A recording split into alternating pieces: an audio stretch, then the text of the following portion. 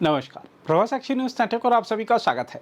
विपक्षी दलों ने विशेष गहन पुनरीक्षण प्रक्रिया पर सवाल उठाते हुए निर्वाचन आयोग और मुख्य निर्वाचन आयुक्त पर वोट चोरी जैसे गंभीर आरोप लगाए तथा पूरे निर्वाचन तंत्र को कटघरे में खड़ा करने का प्रयास किया। यही नहीं, विपक्ष ने देश के मुख्य चुनाव आयुक्त के खिलाफ संसद में महाभियोग का प्रस्ताव तक पेश कर दिया था, लेकिन उच्चतम न्यायालय के फैसले ने यह स्पष्ट कर दिया कि खामी निर्वाचन आयोग, निर्वाचन आयुक्त या एसआईआर प्रक्रिया में नहीं, बल्कि विपक्षी दलों की सोच और आशंकाओं में थी।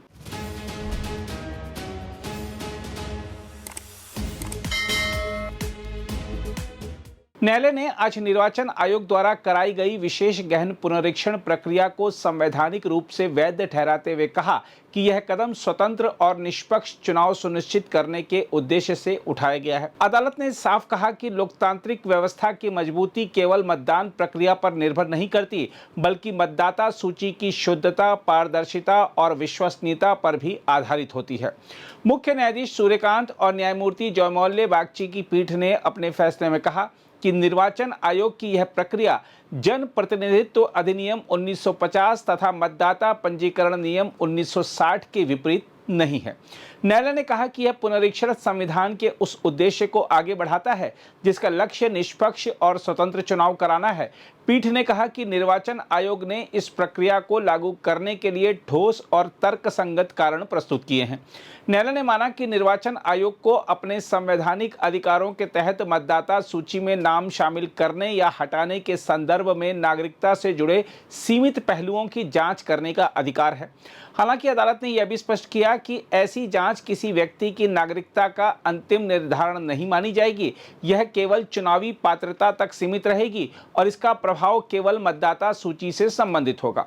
फैसले में कहा गया कि जन प्रतिनिधित्व अधिनियम की धारा 16 के तहत आयोग मतदाता सूची के पुनरीक्षण के दौरान नागरिकता से जुड़े प्रश्नों की जांच कर सकता है, लेकिन यह जांच केवल इस दृष्टि से होगी कि संबंधित व्यक्ति का नाम मतदाता सूची में बना रहना चाहिए या नहीं। साथ ही न्यायालय ने यह भी कहा कि जिन लोगों के नाम पहले से मतदाता सूची में दर्ज हैं, उनके पक्ष में प्रारंभिक मान्यता बनी रहेगी। उच्चतम न्यायालय ने यह भी कहा कि पूरी पुनरीक्षण प्रक्रिया न्यायिक समीक्षा के दायरे में रहेगी। इसका अर्थ यह है कि यदि किसी व्यक्ति को लगता है कि उसके साथ अन्याय हुआ है, तो वह अदालत का दरवाजा खटखटा सकता है। न्यायालय ने स्पष्ट किया कि निर्वाचन आयोग की जांच केवल प्रथम दृष्टया और परिस्थिति जन्य आकलन होगी। इसे किसी व्यक्ति को भारत का नागरिक न मानने की अंतिम घोषणा नहीं समझा जा सकता। अदालत ने निर्देश दिया कि जिन लोगों के नाम विशेष गहन पुनरीक्षण के दौरान मतदाता सूची से हटाए गए हैं, उनके मामलों को 4 सप्ताह के भीतर केंद्र सरकार की सक्षम प्राधिकरण संस्था को भेजा जाए ताकि उनकी नागरिकता का विधि सम्मत निर्णय लिया जा सके।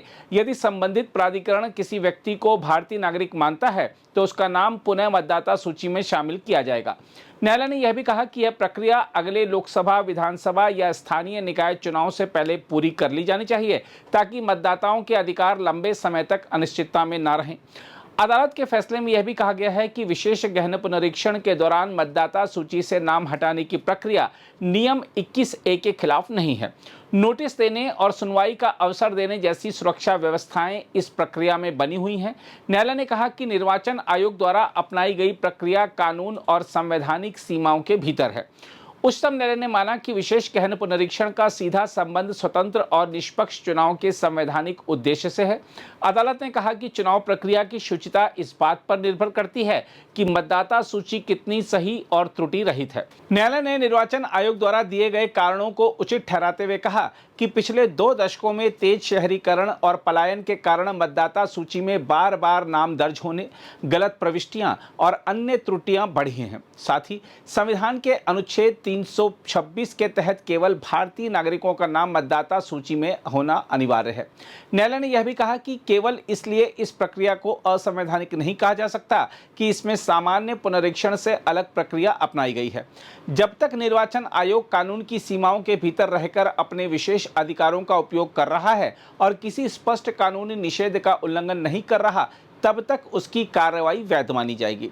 फैसले में दस्तावेज सत्यापन व्यवस्था को भी उचित ठहराया गया। न्यायालय ने कहा कि पहचान के लिए आवश्यक दस्तावेज तय करना निर्वाचन आयोग के प्रशासनिक विवेक का हिस्सा है और इसका उद्देश्य मतदाता सूची की शुद्धता बनाए रखना है।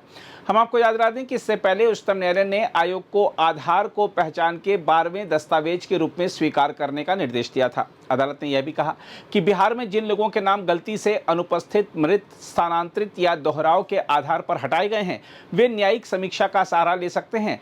इस प्रकार न्यायालय ने एक और निर्वाचन आयोग की विशेष गहन पुनरीक्षण प्रक्रिया को वैध ठहराया, तो वहीं दूसरी ओर मतदाताओं के अधिकारों की सुरक्षा के लिए न्यायिक निगरानी और पुनर्विचार का रास्ता भी खुला रखा। बहरहाल, आइए उच्चतम न्यायालय के वरिष्ठ अधिवक्ता और भारत के PIL मैन के रूप में विख्यात श्री अश्विनी उपाध्याय से समझते हैं अदालत के इस फैसले के निहितार्थ। आज SIR के ऊपर माननीय सुप्रीम कोर्ट का लैंडमार्क जजमेंट आ गया है। माननीय सुप्रीम कोर्ट ने कहा है कि जो SIR किया गया है ये बिल्कुल संविधान के अनुरूप है, ये रिप्रेजेंटेशन ऑफ पीपल एक्ट के बिल्कुल अनुसार किया गया है। इसमें बिल्कुल नियम कानून को फॉलो किया गया है, किसी भी नियम कानून का उल्लंघन नहीं किया गया है। और जो 20 याचिकाओं के द्वारा आरोप लगाया गया था, इलेक्शन कमीशन के ऊपर आरोप लगाया गया था, इस पूरी प्रक्रिया के ऊपर आरोप लगाया गया था, उन सभी आरोपों को दरकिनार कर दिया।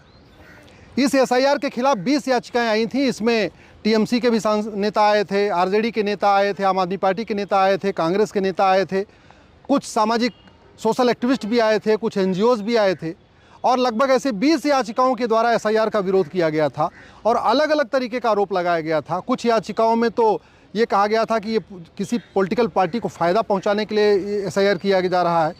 कुछ लोगों ने कहा कि ये बिल्कुल इल्लीगल है। उन सभी आरोपों को दरकिनार कर दिया है, नकार दिया है और जो इलेक्शन कमीशन का आर्ग्यूमेंट था और जो हमारा आर्ग्यूमेंट था उसको माननीय सुप्रीम कोर्ट ने स्वीकार किया है। हमने अपनी PIL में कहा था फ्री एंड फेयर इलेक्शन के लिए वोटर लिस्ट का प्योर होना बहुत ज़रूरी है। भारत में बहुत बड़ी संख्या में घुसपैठियों ने अपना नाम जुड़वा लिया है और जुड़वाने का कारण यह है कि 2016 का जो आधार एक्ट है, वो आधार एक्ट कहता है कि जो आदमी 6 महीने से है भारत में वो अपना आधार बनवा सकता है। तो घुसपैठियों ने 6 महीने रहने के बाद आधार बनवा लिया, फिर आधार को दिखा के राशन कार्ड बनवा लिया। जब उनके पास 2 डॉक्यूमेंट हो गया तो उन्होंने बर्थ सर्टिफिकेट बनवा लिया। जब 3 डॉक्यूमेंट हो गया तो ड्राइविंग लाइसेंस बनवा लिया और जब 4 डॉक्यूमेंट हो गया तो उन्होंने किसी लोकल नेता को पकड़ के, पार्षद प्रधान को पकड़ के वोटर लिस्ट में नाम जुड़वा लिया है। इसलिए मैंने अपनी PIL में कहा था कि SIR ये 15-20 साल के बाद नहीं होना चाहिए, SIR रेगुलर इंटरवल पे होना चाहिए, SIR हर 5 साल पे होना चाहिए लोकसभा चुनाव के पहले, और SIR लगातार करते रहना चाहिए और जिन लोगों का नाम कट रहा है उसकी जांच भी होनी चाहिए। तो माननीय सुप्रीम कोर्ट ने आज कहा है कि जिन लोगों का नाम SIR से कट गया है, अब वो पूरी की पूरी लिस्ट, वो पूरी डिटेल जिनका नाम वोटर लिस्ट से कटा है, वो पूरा डिटेल इलेक्शन कमीशन 4 सप्ताह के अंदर गृह मंत्रालय को देगा। गृह मंत्रालय ट्रिब्यूनल बनाएगा और ट्रिब्यूनल बना के जिन लोगों का नाम कटा है उनकी सिटीजनशिप को कंफर्म किया जाएगा। स्वाभाविक सी बात है, जिन लोगों को सिटीजनशिप में होगा कि नहीं ये भारत के नागरिक हैं, गलती से कट गया है, उनको दोबारा वोटर लिस्ट में नाम जुड़ेगा। लेकिन जिन लोगों का नाम कंफर्म हो जाएगा कि नहीं ये भारत के नागरिक नहीं है, उनको होम मिनिस्ट्री अपना आगे की कार्रवाई करेगी। उनको कैसे वापस भेजना है, किस तरीके से भेजना है, वो गृह मंत्रालय अपना देखेगा। तो आज का फैसला जो है माननीय सुप्रीम कोर्ट का, वो हमारी जो दलीलें थी उनको भी उन्होंने एक्सेप्ट किया, इलेक्शन कमीशन की दलीलों को एक्सेप्ट किया। और SIR के बारे में जो दुनिया भर के आरोप लगाए गए कि ये तो वोट चोरी है, ये तो चीफ इलेक्शन कमिश्नर जो है बायस्ड हैं, ये तो इलेक्शन कमीशन किसी पॉलिटिकल पार्टी को फ़ायदा पहुंचाने के लिए SIR करा रहा है, उन सारे आरोपों को नकार दिया गया। बाहर से एक तरीके से बड़े प्लान्ड वे में भारत के चुनाव आयोग की जो क्रेडिबिलिटी थी उसको ख़त्म करने की कोशिश किया गया। आज उसके ऊपर भी माननीय सुप्रीम कोर्ट ने अपना ये कंफर्म कर दिया कि नहीं, इलेक्शन कमीशन ने जो किया बिल्कुल ठीक किया है। हमारा इलेक्शन कमीशन दुनिया का सबसे बेहतरीन इलेक्शन कमीशन माना जाता है, सबसे बेहतरीन फ्री एंड फेयर इलेक्शन कराता है। लेकिन भारत के कुछ नेता लगातार इलेक्शन कमीशन की क्रेडिबिलिटी को डाउन कर रहे थे, पूरी दुनिया में उसको बदनाम करने की कोशिश कर रहे थे, जगहसाई कर रहे थे केवल अपने पॉलिटिकल फ़ायदे के लिए। तो मुझे लगता है आज उन सबको जवाब मिल गया। जो वोट चोरी का आरोप लगा रहे थे, जो अनकॉन्स्टिट्यूशनलिटी का आरोप लगा रहे थे, जो इलीगलिटी का आरोप लगा रहे थे, अनफेयरनेस का आरोप लगा रहे थे, उन सबको आज जवाब मिल गया माननीय सुप्रीम कोर्ट से। और जितनी दलीलें दी गई थी वो कोई दलील काम नहीं आई और SIR के ऊपर माननीय सुप्रीम कोर्ट ने अपना स्टैंप लगा दिया है। अगर आप भी लेना चाहते हैं देश दुनिया की तमाम जानकारी तो आज ही सब्सक्राइब करें हमारे चैनल को। साथ ही नीचे दिए बेल आइकन को जरूर दबाएं ताकि हर अपडेट आप तक पहुंच सके।